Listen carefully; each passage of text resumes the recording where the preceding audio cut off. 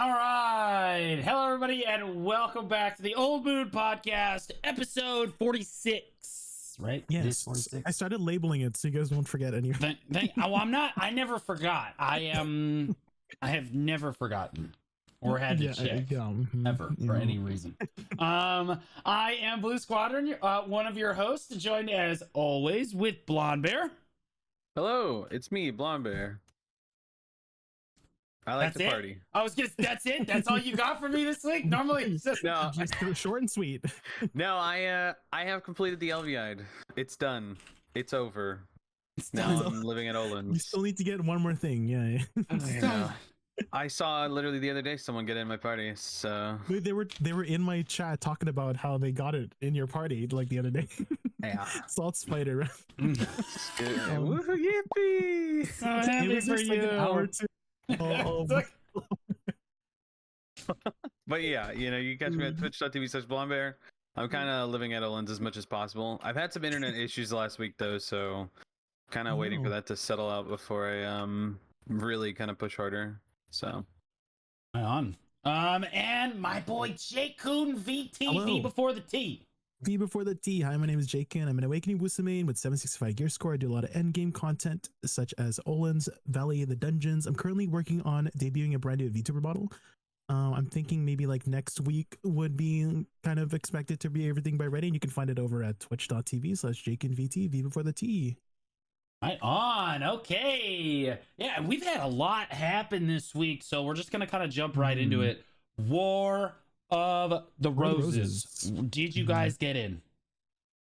I did not get in, unfortunately. Blonde, did you get in? I have that unavailable. +1 fail stack, and I can. They get knew in that next you round. guys were PvE losers, so they didn't let you in. It is what it is. It's all right. So take Oh, those no. L's. Farming L's. I got in, and I actually had so much fun with it.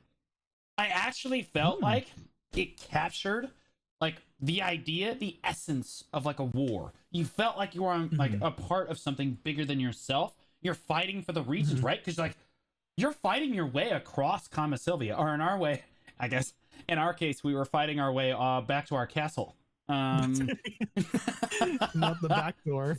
yeah, a little rough, but like it was really cool to like traverse the terrain and like find like there's little skirmishes and fights going on everywhere, and like I got to play with people that I just don't ever get to play with in the PvP scene. Like it was just so cool. Like normally if they're on the enemy guild, they're the enemy. You know what I mean? That's how it is in PvP. But in this case, you actually got to play with a lot of players that like maybe you don't dislike or anything, but like you just get to play with them. They're on your team this time. They're not necessarily in your guild. That was a lot of fun. That was really cool. Also, it was on its own unique server. Zero lag. yeah, I heard that I was heard, Zero lag. So we know that was great. if the server can handle 600 people standing in the same spot, doing that, like doing that stuff, we know that it can handle siege. Like that was honestly the coolest takeaway for me, was that like, okay, so that if we just put like Node Wars and Siege on like their own servers, maybe that's we're it. up huge. You know what I mean? Like I Yeah. feel like a lot of the lag probably just dissipates. Obviously it doesn't go completely away, but like it was super playable basically the whole time. There were some bugs with it. Obviously, like there was no spawn immunity, so Show Nation just. So I would say that there were two teams. For those of you that don't understand what War of the Roses is, it's a 300 versus 300 game mode. The first, like the likes of which we've really never seen in BDO, where you have like two regions pitted against each other, and you have two lead guilds. One that leads the Kama Sylvian Rangers, and one that leads the Odalita Dark Knights, the good guys, if you will. And Well, actually, and in this case, Actually. we had literally the epitome of good versus evil. We had Show Nation versus Ethereum. Except that good got immediately obliterated in about 28 minutes. So like it was Show Nation represented Kama Sylvia in this case, and Ethereum was representing Odalita. And I have to say, it was over pretty quick. They basically ran us down. It was brutal. However, I did get a chance to kind of run around and try to take Sanctums. They're like PvE Rangers. that spawn on like the points, and on God, they are just as frustrating as normal rangers. It's insane. like I was like, oh my God, this guy's gonna kill me. I'm getting farmed right now. It was crazy, bro. And I got a number of kills. We tried to backdoor points. There was an ocean battle going on. You could see that in the harbor. We have lolly pirates show up for our team. Show Nation had a very clean backdoor where they just basically backdoored our root node, and then we lost all of our other nodes, which honestly, one of my critiques for the game mode is that, like, okay, yeah, you shouldn't be able to backdoor that node. Backdooring nodes in general, I think, is a cool aspect of the game mode. I like that. I know Choice doesn't like that very much. He's voiced that opinion very clearly. But, like, I think that backdooring nodes is fine. But, like, that home root node is kind of almost too essential. It makes the whole game mode about, like, it's no longer strategy. There's no strategy involved. It is, can we backdoor that node? Well, right? Are you behind? Backdoor that node. Are you ahead? Backdoor that node. Right? Like, that's what it's so good that, like, that's what it's all about. So, like, I think that if they took that away, it would be better. They did you see the global lab patch notes? I have not. I'm going to be reacting to those after this, but like, yeah, no, we can cover it here. Yeah, no, just to like cover just a little bit about it.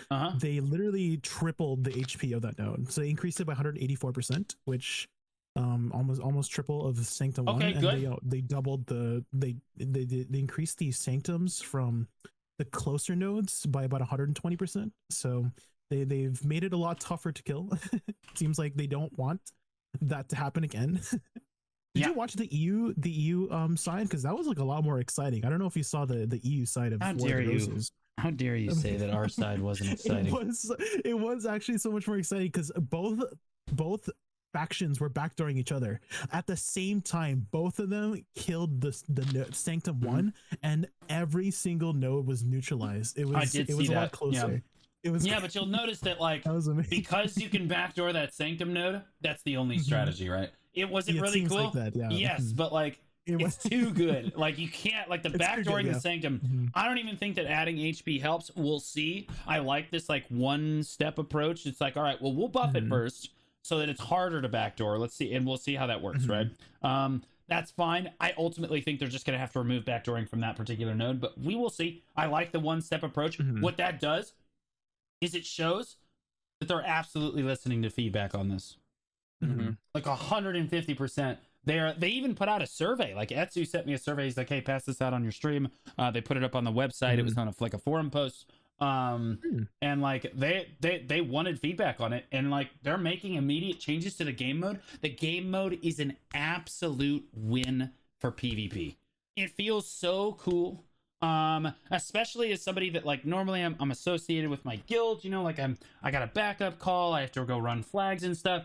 Okay, well, for War of the Roses, I can just kind of sign up, show up, and still be like a meaningful part of like the overall, like the overarching guild strategy, right? It was just so cool to me to basically have that opportunity. So I will say that, like, as you go through War of the Roses, like, the more nodes you have, the better your stats are. So, like, at the end of it, in NA, we were not just fighting Cho Nation, we were fighting Cho Nation with like 150 extra AP and then like 140 extra DR, as if they needed it. You know what I mean? Like, it was a little miserable. And again, like, we tried to backdoor their Sanctum node, but just not as successfully. And like, I don't know, I feel like the snowball mechanics are just a little bit too strong in this case. So like, I like the idea of a snowball mechanic, but I also don't like it. League of Legends struggled with this for a long time, where like once you get behind, it felt like you just couldn't catch up again. But like, now they've kind of stabilized it a little bit more to kind of help, like, with bounty system and all kinds of different stuff in the game. I think that there should be a way, like, to catch back up. Yeah, I feel like there should be a way to catch back up. One of the cool strategies I want to try next time, because I did see a lot of Carracks like firing at each other in the bay, which I thought was like super sick. Oh, the ocean call.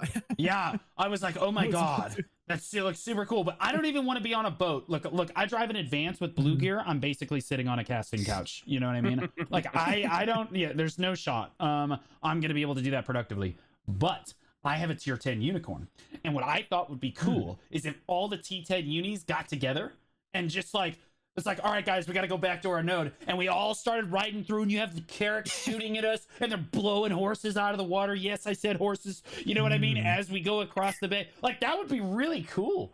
You know what I mean? And it's, like, super possible with this game mode. So, like, there's a lot of cool things they can do. And I think that, like, I'd like to see more catch-up mechanics. If a team gets behind, you know, I'd like to see more ways for them to kind of come back. I know they implemented a Spirit of Battle is kind of in this vein for Node Wars, and that's kind of a controversial skill, but I feel like they've come a long way with balancing it, and I think it's in a pretty good spot now, for sure. So, like, I would like to see better catch-up mechanics for it as well.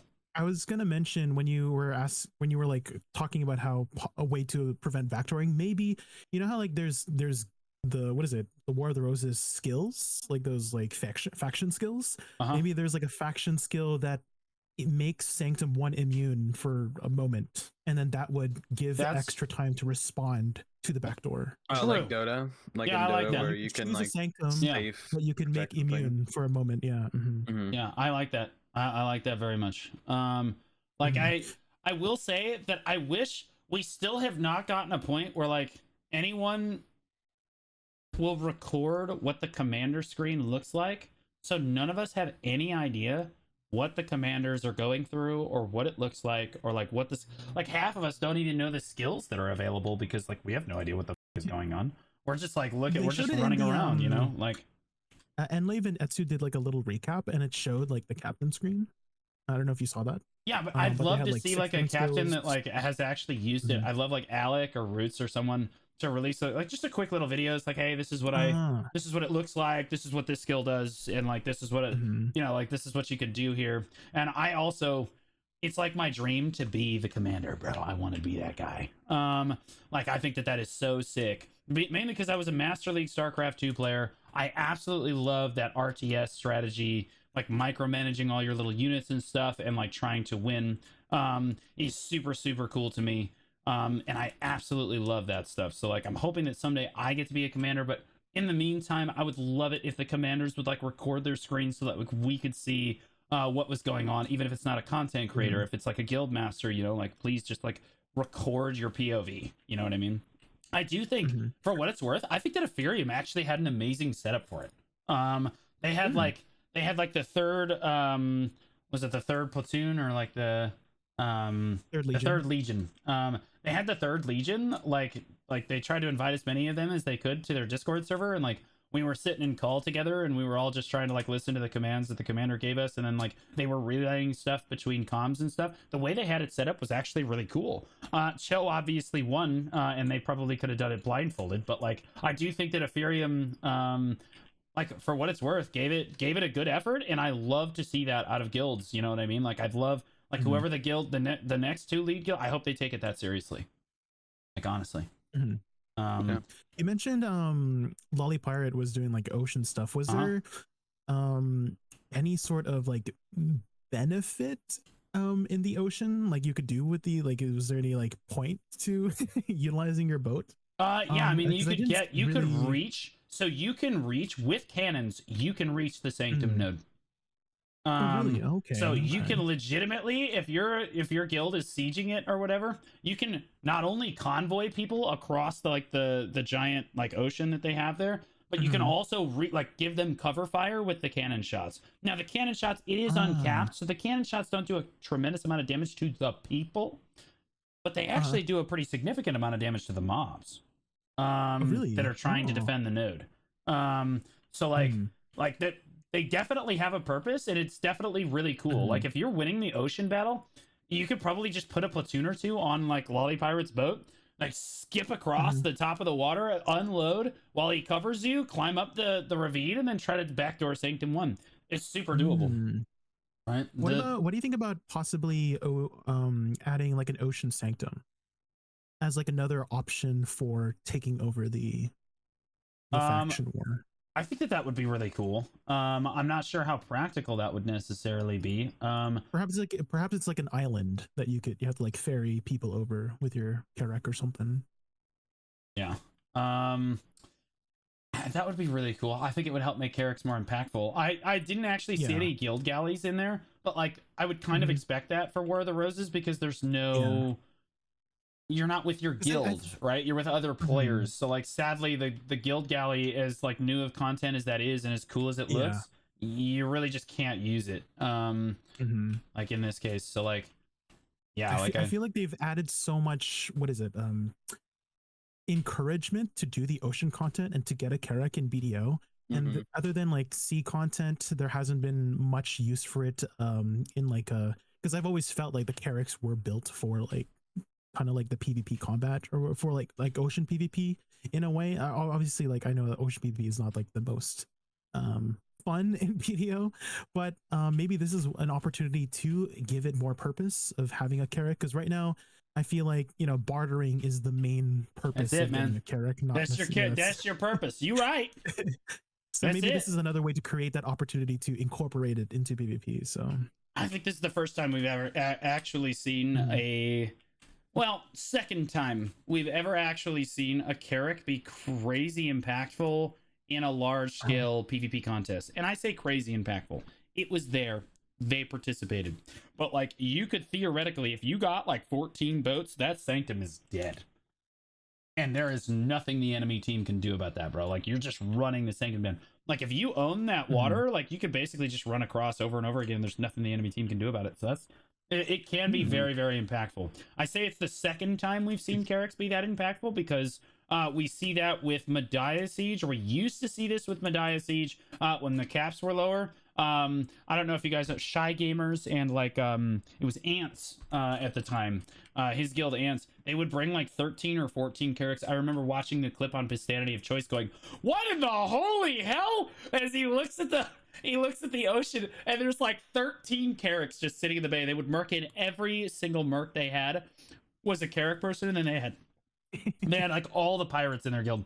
And so like they would just, their defense was to literally just have 13 Carracks shooting their base all the time. And because of the caps, it worked.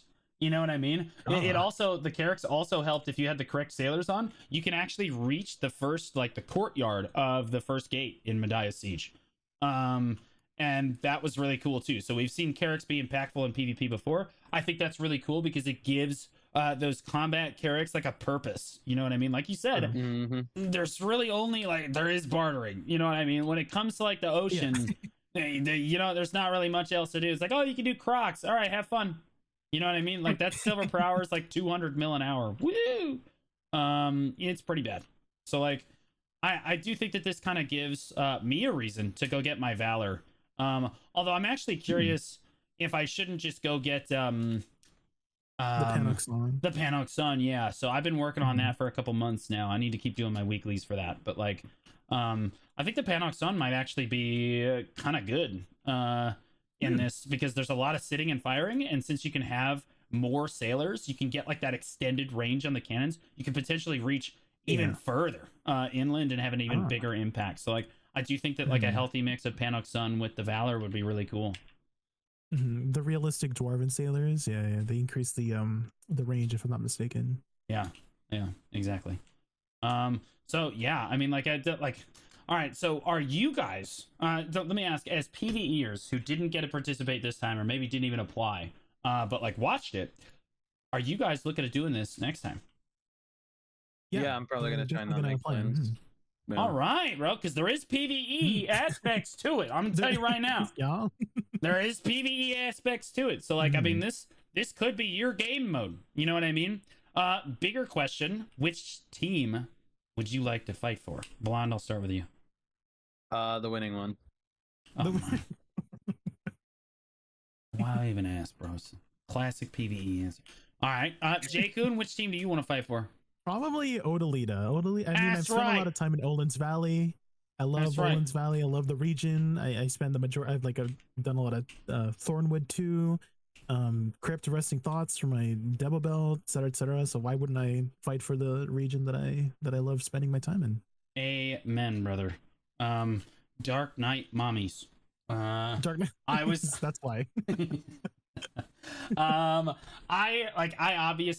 super biased. I hate Rangers. I love Dark Knights. I just hate Rangers. And I love Dark Knight. I played Dark Knight for 3.5 years, and it felt really, really cool. And honestly, Odalita is the most beautiful region. Tell me I'm wrong. of all the regions in BDO, I think it's just the most gorgeous overall. I think the And it's got the thematic best is just story. super cool. And it's got the best music. And it's got the best grind spots. Yeah, story. It's the Yeah, we best know. region in the Yeah, game. we know what the story. We yeah, know about the story, Yeah, you we know. know the story. Yeah, You yeah, know. yeah, for sure. Uh-huh. But like, yeah, no. So I'm all for Odalita. I didn't really care which side I fought for. In this particular time, it was like David versus Goliath. I'm actually hoping that the two lead guilds in the, like next time are like, obviously we're probably going to see Cho there. I'm kind of hoping that we see DT or Corrupt on the other side of it. Because like if you get somebody that's really really experienced with the game in the driver's seat like Soggy or Loads, and then you have a lot of gear, right? Like 100 digital members or 100 corrupt members is going to be a lot of gear. And like they're going to take it super seriously. So like I think that the fight would be a lot closer, and NA gets a chance to like like really feel out the game mode, because this last time was kind of just like a trial run, and I say run because it happened quickly. It is what it is. EU's, like we said, was much closer. Okay, so we'll transition over to our second topic today, which is actually the combat. I mean, not combat, like the leveling and progression. Jay, so Jay, I'll let you kind of introduce this topic a little bit, because you're the one that kind of brought it up, and I have a lot to add to this. So like leveling and like leveling up in BDO and like that kind of progression. Yeah, so right now in the current state of BDO, like getting to 60 is like super easy now, right? Because we get like thousands of, like I feel like you can stack up to like 3,000% XP nowadays compared to before. And so it's just it's not even an issue anymore. Before it was, you know, in the past, back in like 2017, 2018, there was actually quite an emphasis on leveling up your character. Like when you got to 58 or 59, you unlocked more abilities, more powerful abilities, more levels, and then there was like, you know, huge power spikes when you got to those levels. Nowadays you kind of just, you know, get to 60, you unlock your entire kit, which is nice if you're, you know, just try to get the entire kit of a new class. But and you know, it's one less thing you got to worry about. But it used to be like very special to reach those higher levels, and before it was like, you know, 60, 64, 65, 66. Now it's just like a flex number. Technically you can still flex at 68, 69. Do we even have a 69? I feel like somebody's really close to 69, but nice. I was thinking it would be like really cool to have some more incentives for it, and it doesn't have to be like power or something, because, you know, I found myself not motivated at all to gain XP once I reached 66. I reached 66 back in 2021, so it's been like 3 years since I last cared about leveling up, and I was like, there's this idea that it keeps recurring in these podcasts that I keep saying, and I'm gonna keep saying it, but cosmetic skill effects is what I think they should do if they were to add some more incentive. Like let's say you're level 67 or 68 or 69 or whatever, you would be able to have, I don't know, like golden lightning for your witch, right? Something to like set you apart from all the witches who just rolled over because witch is OP now, you know what I mean? And I feel like people would be motivated to grind for XP again, because right now you just reach 60 and you're good for the most part. 62 if you want that last passive, right? But that another thing is maybe even skill points. Sick. I feel like skill points too. Also, they've kind of reduced it to a point where you just acquire it right away. You get 1,000 and then you're done. You get the rest of your points going to the weight passive. That's pretty much it. After you get that 1,000, and really maybe that's another opportunity to incorporate like the cosmetic skill effects. You know, and again, it's something that really sets you apart. There's this one story I remember, like. The Orzeka armor made me feel so freaking special when I was one of the first people to acquire the set, because I was, you know, one of the few people who could really grind. That's and I remember one time I got the armor set. I was flipping my farms, right, and someone ran up to me and asked me, what armor set do I have? And I said to them, La Orzeka, because that's what it's called, La Orzeka. And you know what they responded back to me with? They responded back to me with, ¿Dónde puedo encontrar eso? He thought I was speaking Spanish when I replied, Larzeka. That's how unwell known that outfit was during that time. And so that's why I felt like super special. And I want something like that. And Blondbeard recently got the LVI too, right? First on an A, he's the only one to have it. It's unfortunately just a paperweight, but you can link it to others, and that's cool. And that's why he went for it, you know? So I want to have something more stuff in the game like that, something to give me that feeling again, and maybe adding something to that character level progression system is a way to do that. Dude, bro, changing like the skill effects, like It's like, okay, on Mhm. Scholar you hit level 65, so you can change your hammer is now blue or some, like you know, you Mhm. now you've unlocked the blue gold, effects or whatever. The Like blue you girl. can, Yeah. like, oh my gosh, Hmm. dude, I would be so in for that. That would be really, really cool. Kind of hard for them to implement, but also not really. They've Hmm. already changed some spell effects with some with They like have, yeah. their outfits, With right? Like Shy. the bats, right? On the like on Yeah, that. yeah, that one too. The Halloween outfit. Yeah, yeah, yeah. Yeah, wait, well, which one were you talking about? Oh well, the Shy has a outfit called Twinkle Star, and if you wear the chest, all the Shy abilities turn from blue into gold. If you didn't know, I did not know that's been that. a thing since literally like 5 years ago or something. Whenever they released that outfit, Well, and it changes even the new skills, like the Magna skill. They even added for the Magna skill. They even added for all the new skills that they added. Is and like if they can do it for Shy, her entire kit too. Her entire kit is changed the color just for wearing that chest piece. wait, that's And crazy. if they can do it for Shy, I feel like they could do it for other classes. Yeah, so they absolutely can code it. They are capable of doing it. And to be honest with you, you're not wrong. To go back to the base of this discussion, it's like, okay, well, what do levels do for you nowadays? And I was talking about this on stream a little bit like Mhm. yesterday, I think, or was the day before. Like the sense of adventure in the game is kind of declined dramatically. Like, where like you don't know. I don't know, like the sense of your own character's progression. Like you just Yeah. nowadays you hit level 61, you have your 1,000 skill points, and you're done. And like honestly, level 60 is Hmm. you don't even really need 61. 62, you get like the special attack damage, right? Passive, Uh, yeah. Passive, and I that's think it's kind of important. But 61 like or 62. I can't remember. Well, it doesn't matter. yeah, like it's just it's really quick, but like after that there's really nothing there. And I really don't want it to be stats. If they do something with levels, I don't Mhm. want it to be like, oh, you get like an extra sheet AP for hitting the no. It's Mhm. lazy. I hate that, and it's boring. I would much rather have them be like, all right, yeah, you hit level 66 on this class, you now get Mhm. the blue lightning, or like the yellow lightning Mhm. effect for witch or whatever, you know what I mean, red lightning. Like there would be, Yeah. I don't know, something super cool, or you unlock an outfit for your class, or like the ability to do a quest line that unlocks an Mhm. outfit that is specifically for your class. That kind of like personalized character customization would give us a reason that isn't just gear to get out and go Mhm. grind on your class and just enjoy playing the game on that class, right? Mhm. I think that's really cool, and it's a really undertapped. I mean, we've said this a million times, right? Like there's no emotes in the game that we can actually use over our characters. We have no sprays. The social actions are kind of awkward and not very practical to interact with people with too frequently. Like, and then there's not enough like custom outfits that you can just like get for your class or whatever. There aren't necessarily Pearl Shop items. I understand that, like some Mhm. people, the argument is gonna be it's about the money. No, in this case, I don't feel like they lose a whole lot of money if they're like, okay, yeah, Mhm. we'll give your class it's a unique outfit at 68. You know what I mean? Yeah, there's not many Like, people who's reaching those levels of yeah, and if they dedication and time to reach that level, and I right? promise you, if you're hitting level 68, they've already sucked the money out of you. Okay, They've like already it's played not a like lot of, they're yeah. yeah, like it's not like you're losing any money in this case. Blonde, what's your take on this? Do you feel like leveling up has kind of lost its meaning, or like do you agree with Jay about like the direction they should go with it, or do you have like a different take? Um, how PvPers feel about the deck changes is how I feel about EXP.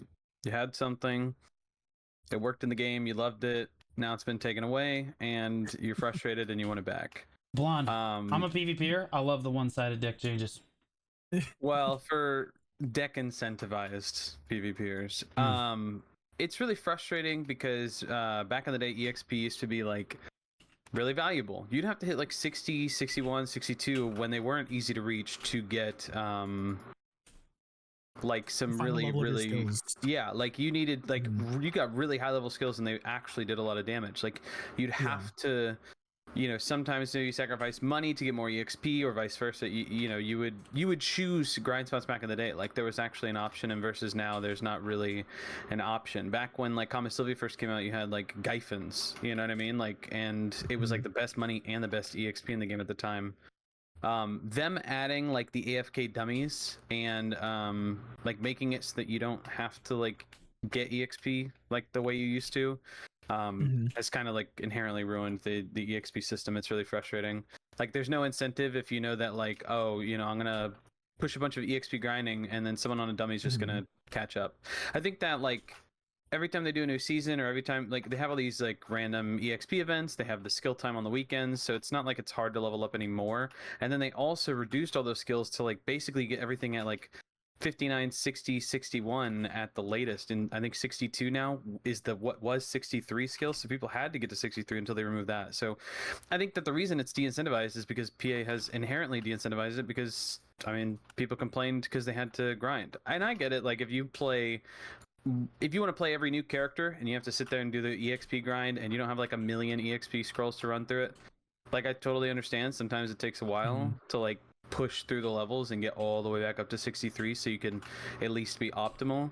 But that's like kind of what ruined it, is making it a little too easy to like just hurry up and access. And then there's no point, like you guys said, there's no point going past 62. Like there's really no point. And especially because like I was again exclusively grinding. Like I was one of the first 64s and 65s on North America. Like and I loved grinding for EXP, but once dummies kind of introduced, it kind of just became like pointless, because people that weren't playing the game were able to catch up to you and basically beat you. Like if I had to work for a day, or I had to take a day off, or I had to go touch grass, like basically there's people who are going to pass you because they could just farm EXP.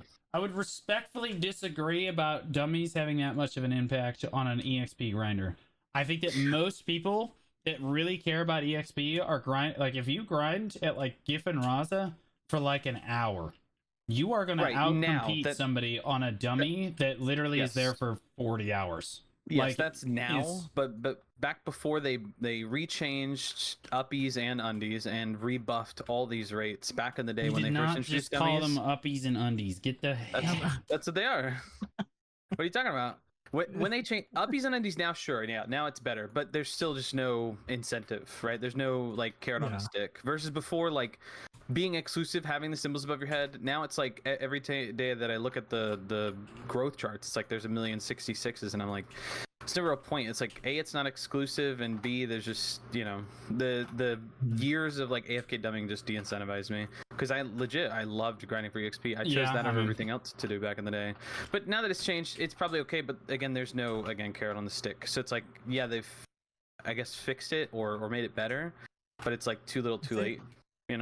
Have you guys ever played Diablo 3? Because I remember that game, like, once you reached max level, you had something called like Paragon levels. And maybe a simpler system. It doesn't have to like give you power, but like something to like keep your XP like valuable. Because again, like right now, there's after a certain point, your XP doesn't really matter too much. It's more like a flex thingy. And I remember Blonde Bear mentioning like the carrot on the stick. Like before, the carrot on the stick was power, right? But I feel like the carrot on the stick can also be like the LVI, right? That was your carrot on the stick for like so long. And so it doesn't have to be a power to be something that players can be motivated about. And so I definitely agree. I don't think it needs to. Yeah. Perlibus just misunderstands what motivates players in a lot of cases in MMOs. They're very scared to introduce content to the game that doesn't directly give you stat increases. They don't want to they don't feel that players will actually do the content if it's just like cosmetic stuff. And in fairness, I'm sure that they're trying to base that off of like, well, we did like the Papu and Otter stuff and no one liked that. Yeah, it's because it sucked, man. Like, bro, like no one cares. But if you gave us like the ability to get like a custom outfit or custom like effects for our characters, I think that the player base would go so hard on that content. I think that the player base would go so hard. Even if it wasn't like a level up thing, if it was like you need to spend 2,000 skill points and you can change your skill effects to blue. Yeah. You know what I mean? I can just simple color swap change. I can imagine some people being motivated just for that simple change because it's about their character. I feel like when they make it about your character, you're gonna like that's what it's about, online, man. Are you kidding me? I would be in screenshot mode in slow mo. Think of the thumbnails. You know what I mean? Like I could do so much. Exactly. I could do the thumbnails exactly. Well, like that's my point, is I could do so much with that, but like so could so many people enjoy the game for that reason. And it's not just the RPers. The PvPers, I think, chief among them. they want that like Mm. big dick Mhm. like the my skill effect is green, like my meteor that I dropped on you was green. That's how much bigger my dick is than yours. Mm. You know what I mean? Well, it's Like like an that's ice comet. Instead, it just changes the entire skill effect. you're Or right. something Like that would be super cool. Like people want to flex on other players like that, and it's not Mhm. just gear that they want to do it with. Yeah. They want to do it with the cosmetics. It's almost a bigger flex if you do it with something that doesn't actually affect the game at all. Like the new Camp Mhm. outfit, the 30 bill outfit. Man, you walk around, see him. Dang, that guy spent 30 bill on an outfit that literally gives him nothing. That's crazy. But like, you also have more respect for that player because of it, right? Like that's Mhm. that kind of stuff is a huge win for the game, and lots of people would really enjoy it, especially since like a big reason that we play this game is to relate to our classes, right? You play the class that you want to relate to the most, like that you want to vibe with the most, like that you like the theme on the most, and like we want like the more customization on those characters, on those classes would be huge. You know, in rewarding those players is massive. One point we didn't really touch on too much, I know that Jay brought it up, is the skill points. Particularly skill points are completely useless beyond about 1,000 skill points. Like I remember I hit K and I looked at my scholar skill points on NA. I was like, oh my gosh, I have 2,600 skill points. That's crazy.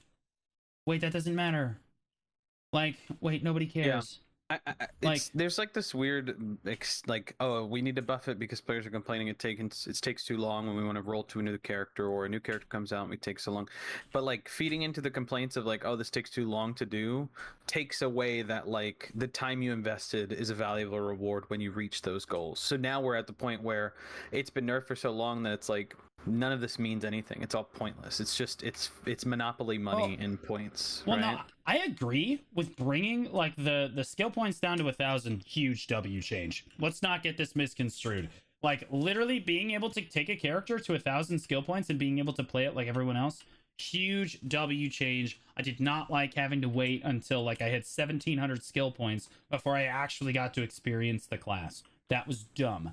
However, once you get to like the end game skill points, players that get beyond 2,000, beyond 3,000, beyond 4,000 skill points, you know, just like a crazy amount of skill points, you should reward those players with cosmetics for the class. They don't. It doesn't need to unlock a basic feature of the class. It needs to unlock the bonus features. You know what I mean? The bonus, yeah, Like the extended The DLC version. content. Yeah, the DLC. You know what I mean? Like that's what we Yeah. want.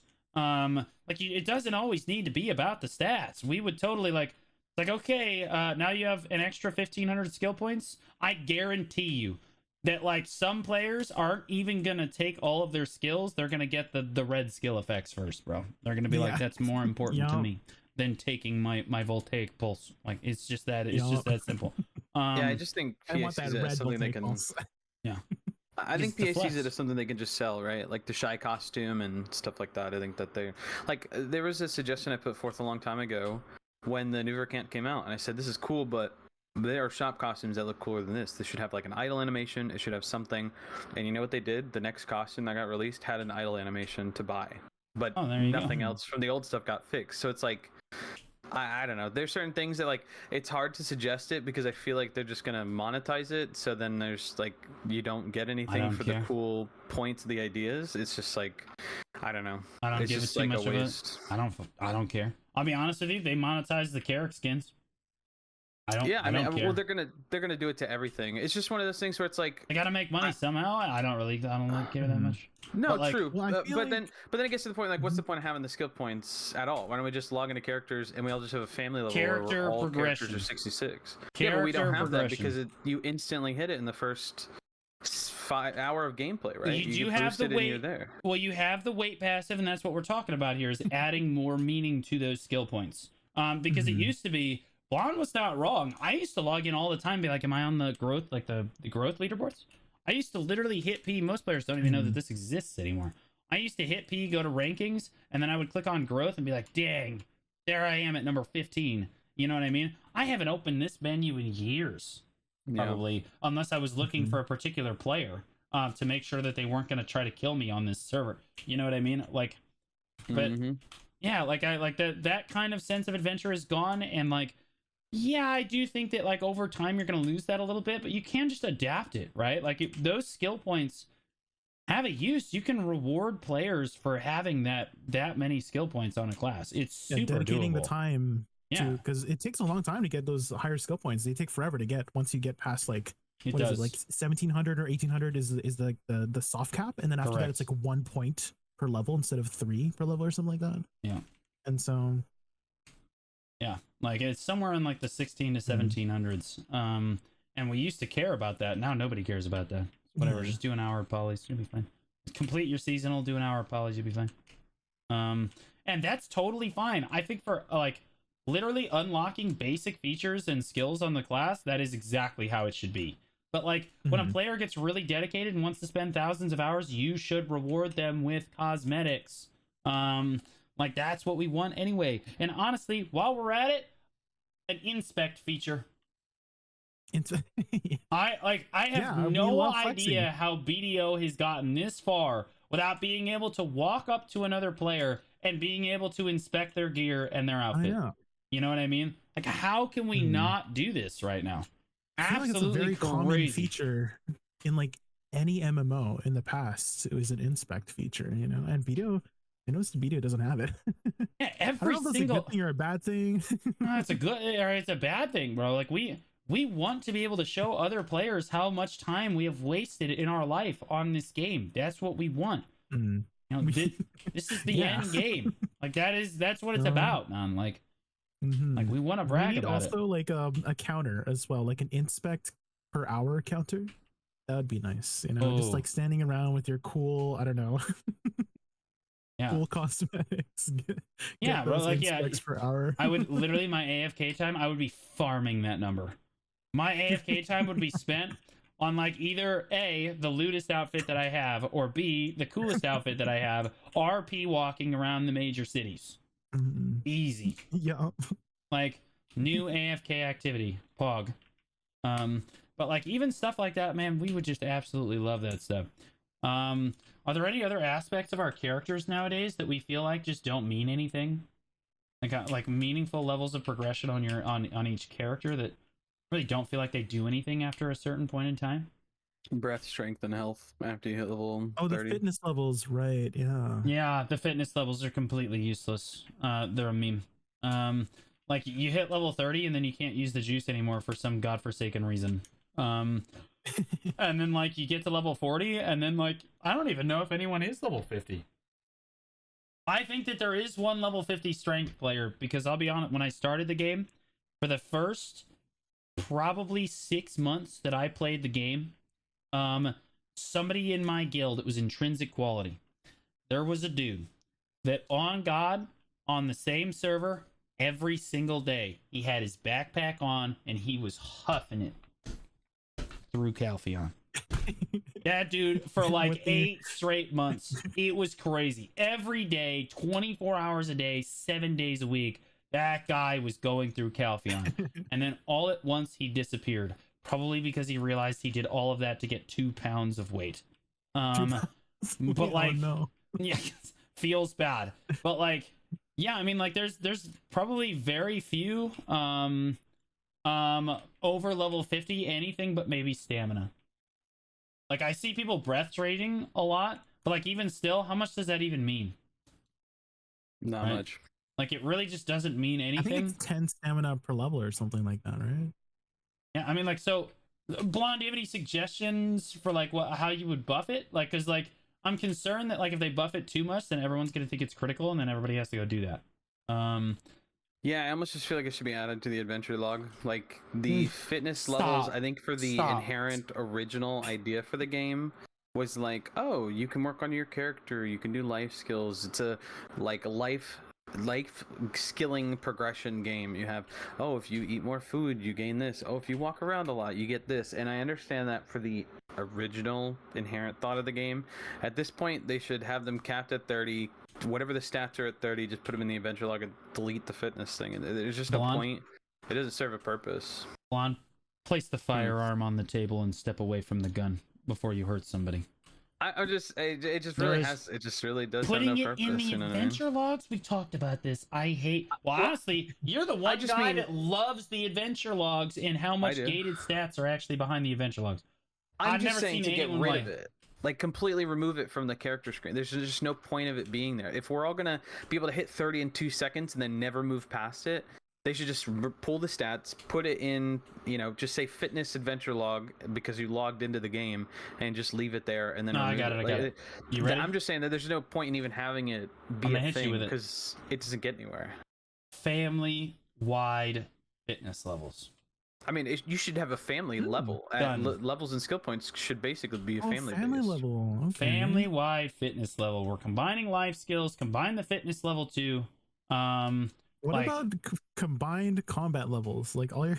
Yeah, all the combat levels and skill points should be like it should just, if we're gonna do the same thing with life skills, what's the difference between like you log into a new character day one unless it's a seasonal character, and then once you graduate season it just pushes all those levels into your main character. It should be separate.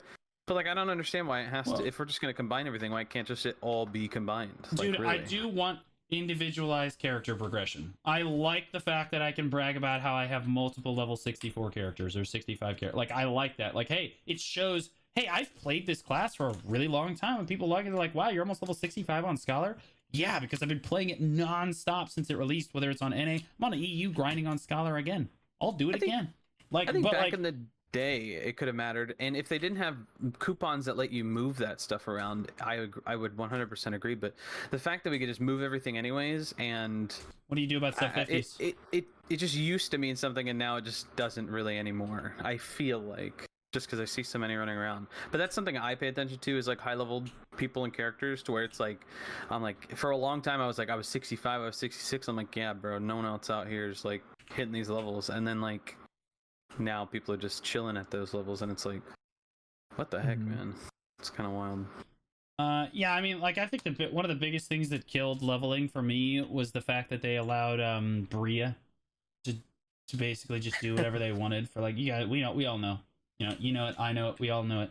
Yeah, there was an account on North America that basically botted RBF for all intensive purposes. They had multiple players playing on the same account, but like then it was very obvious that they would go into RBF and they would just attack the wall, right? So they wouldn't get the AFK penalty for going into RBF. They would just like basically run into the wall, or like attack the wall, attack nothing, whatever, for over 24 hours a day, 7 days a week. And like that's obviously not TOS, right? And like this person, the reason that they're doing that is because RBF gave you a percentage of a level. And so after a while, it actually became the most cost efficient EXP per hour was to just do RBF once you got to a high enough level. And like this person was just always in RBF griefing their team, and like it really demoralized I think a lot of the top end grinders from trying to go get levels, because they just never got removed from the game.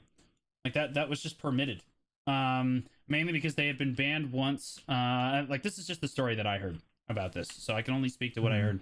But they had been banned once, and then they proved that it was like other people living in the same house, or that it was somehow okay that other people were playing on the account. Yeah, whatever. But then like after that, it was very clearly a bot program, but because they had already been banned once and like relieved of duty once, Perlibus didn't feel like doing anything to them another time, so like it just kept going.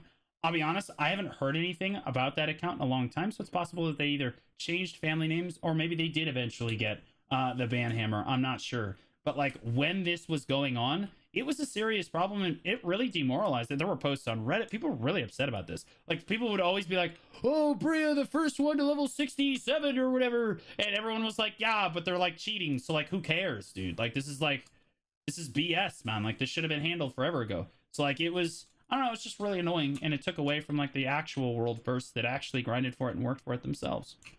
Very frustrating. Very frustrating. So people are saying their account was either sold or they have a new family name. Yeah, I mean, I don't see I don't do RBF very often, so like I can't speak to whether or not that there's an account still doing that in RBF, but like I do know that it was like that for a long time, and it was very, very frustrating for a lot of us. So but yeah, as far as like the levels, skill points, like I think that individualized character progressions, I think unifying like levels on all characters is a step too far. Also, how do you handle sub 50s would be kind of miserable. But like unifying that is too far. I think that there should be individual character progression. I think that it should feel like meaningful when you grind on that character and you are level 66. Like, hey, I have the blue like you can't implement what Jay wants and then do what Blonde Bear just suggested, right? Like if you give people a They blue have to pick skill effect one, for hitting yeah. 66, you can't combine all the levels because then it's not unique anymore. Yeah, true. So like, Yeah. yeah.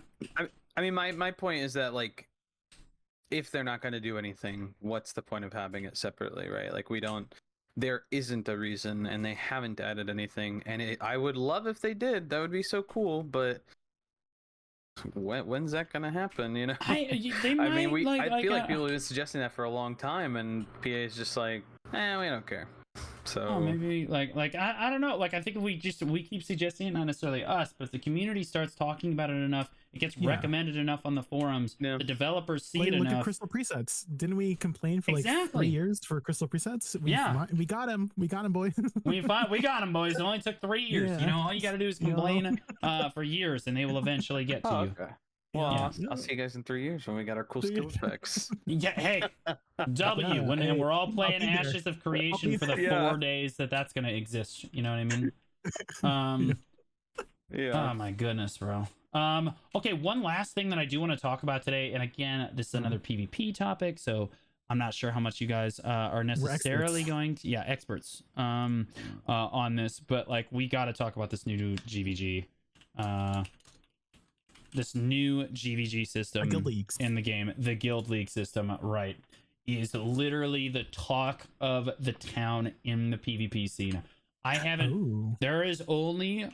I mean, this blew me away. The feedback that I have gotten on this has blown me out of the water. I thought that this game mode, like honestly, I thought that this game mode was like people are going to do it a lot at the start, and then that's going to be it. And that may still be how it goes. But I'll be honest with you, the feedback on the game mode is incredible. People love this game mode. Oh. They just, that's all they want to do. They just want to queue up with their friends because it's like an equalized GVG system. The biggest problem with GVGs in the past were that, okay, well, eventually one side is just going to get zerged. You know what I mean? Yeah. It's just really annoying. In this case, you have a shot caller. It's like a small scale battle. It's like its own like little meta game is evolving out of it. It's just really, really cool. And players are really enjoying this game mode. And I did it last night for the first time as well. So I did like 2 or 3 rounds with Barcode. And I was on the winning team. I was on the losing team. It feels good. It is a lot of fun. It is super, super cool. Everyone's talking to each other. Everyone's having a good time. People are like super excited to do it. I would say that the rewards are still not high enough because they allow you to pop consumables in the game mode. So like, you're spending 60 mil a life. You know what I mean? It is uncapped gear, and you're dropping all the big boy consumables, bro. Like you are going aren't you doing in. that, like, you know, in actual GVGs too, like outside the world? So not necessarily. Like if you're getting zerged, bro, I'm not popping elixirs. You're crazy right now. You know what I mean? But like this, as far as like paying people for like this competitive like ranked mode, like GVG system goes, it is more silver than we've seen before, but I still don't feel like it is enough. Because you're spending so much on the game mode that like you end up only making about 200 to 300 million an hour, like off the game mode. I will say the queue system seems pretty solid. I'm not entirely certain that the MMR system is working the way that it's supposed to, because Cho Nation and Black Rose, which are the top 2 on North America, I believe, as of this moment, I don't even think they've fought each other yet. I think they're dodging each other. That's what I was reading in some They're random not discourses. dodging each other. People Both are of them dodging each other intentionally. Nobody's dodging each other intentionally, and you can prove that just because you can tell by how many matches they've played to this point. You can tell.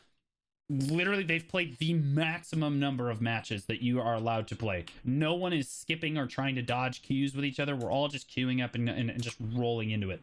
And so like, I don't know, man. Like, I don't know if the MMR system isn't working super great because like Barcode will, we'll get paired against Black Rose, and then we'll get paired against a guild that's like, you know, ranked 35. You know what I mean? Like Barcode's like number 5 right now. But like, I'm not sure if the MMR system's not working properly or what, but it is PDO, so it is RNG. But like, it is concerning when you fight a guild that's that far kind of down on the ladders, because like we want people to continue doing this, right? In NA, there were like, I think there were 55 guilds that had already participated. You need to understand that's a lot of participation. Yeah. for a game mode that requires you to have at least 10 people online basically all the time. I'm curious if it's let me see if I can find it. Alliance member status, guild boss subjugation, guild league. Here we go.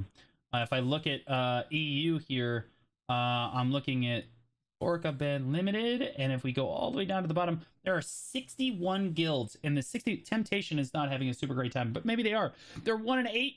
They're the 61st guild on this list, which means they've played 9 matches with at least 10 peoples in every match.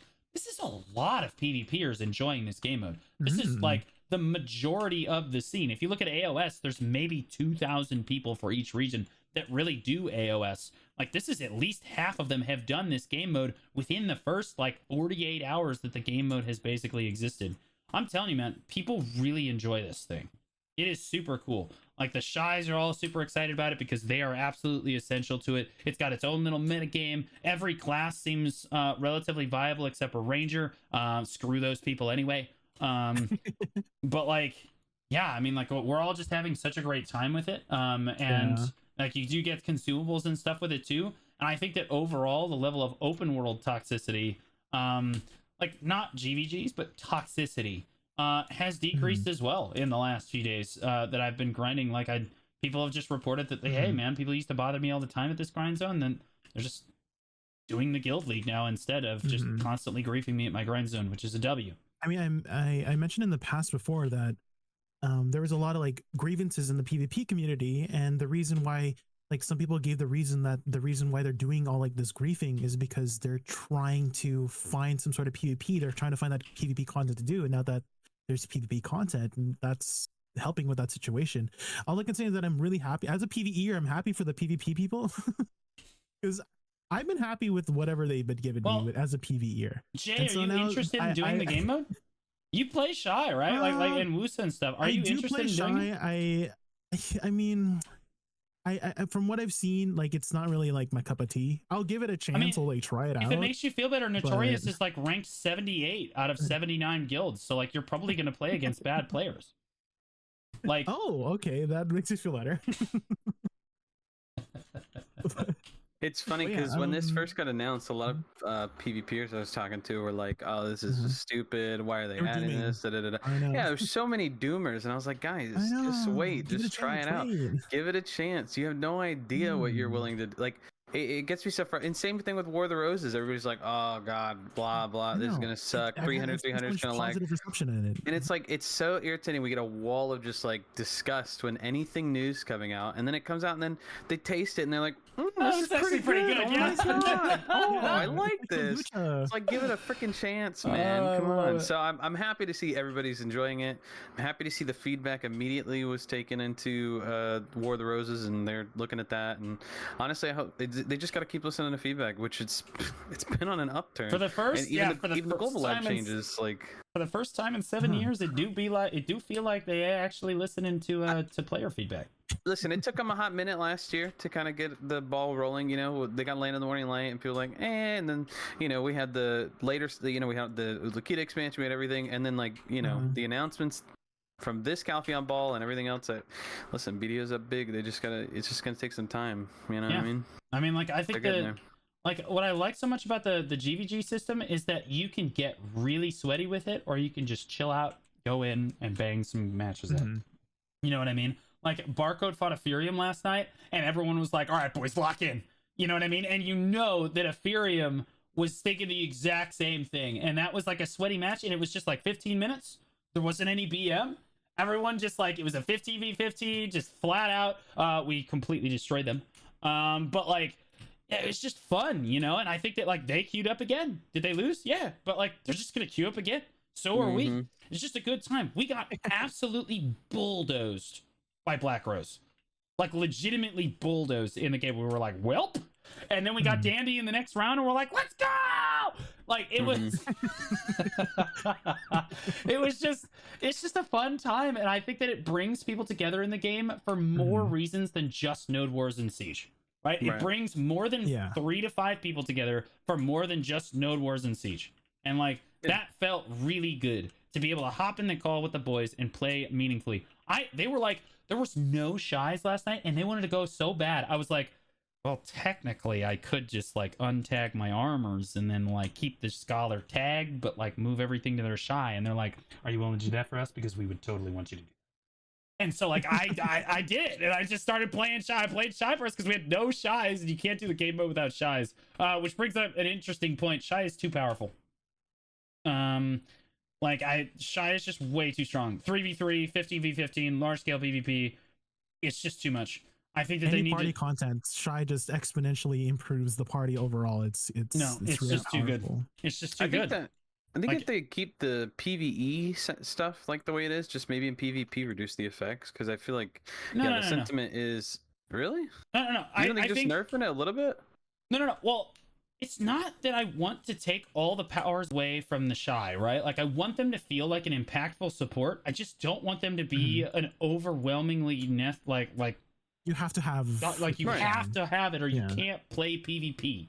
Like I feel like the tapped, effects were- untapped, like I so feel like like if the effects were reduced enough, it wouldn't be too bad. But Well, I don't know. I feel like a lot of but see, PvE that group affects our content is PvE. based around that. correct. Well, that's what I'm saying. They would have to change the effect only in PvP. Just like how we have PvP reductions, they could just have effect Correct. reductions when relating to PvP, I feel. I would love to see them take Yeah. away some of the buff in PvP, just like that. Don't touch the PvE with the buff Right. because in PvE it would just have dramatic implications for her ability to do PvE. So don't do that.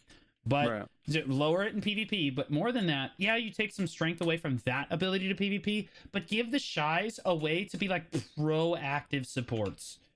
You know, we've talked about this before where it's like, I want to see more Alistar. I want to see more Leona. I want to see more Blitzcrank. I want to see an initiator levels of support for coming out of the shy. Take away the ridiculously busted like buffs that you have going on that are just way over the top, and then move that power to like an initiate system, right? Like, yeah, we wouldn't feel it's necessarily as required. I think that would be really cool. Like in a better take. Maybe they just kind of try to do that in another class, and like Blonde said, they just tone down the buffs in PvP. But even still, I'll be honest, even if they reduce it to 10, if they cut those buffs in half across the board, Shy is still giving all of the players 50% or 50 gear score basically. So right now, you're giving all your here's players my- 100 more gear score. Like it's if you cut the effectiveness in half, it's still 50 gear score. It's too much. You still required. Like there's just not a super great way to fix this, which is why I think they just need to go a different direction with Shy altogether. Like it's just rough. It's just rough. I was Like- gonna suggest maybe they should add like right now Shy has basically one spec. Maybe they need to add a different spec for it, like a more proactive spec. Yeah, but then Where they they still use got to different- 'cause nerf it- the buffs. Then they got to nerf. true. This is too much. Like bro, we Maybe actually they just gotta redesign the whole spec. yeah. I mean, if you that would go happen. at this point, if you go into this new GVG, or if you go into AOS even, and the enemy team has a shy, yeah, they're up. You know what I mean? In tournaments, we see the best in guild tournament. Every single team in like the round of 8 had a shy.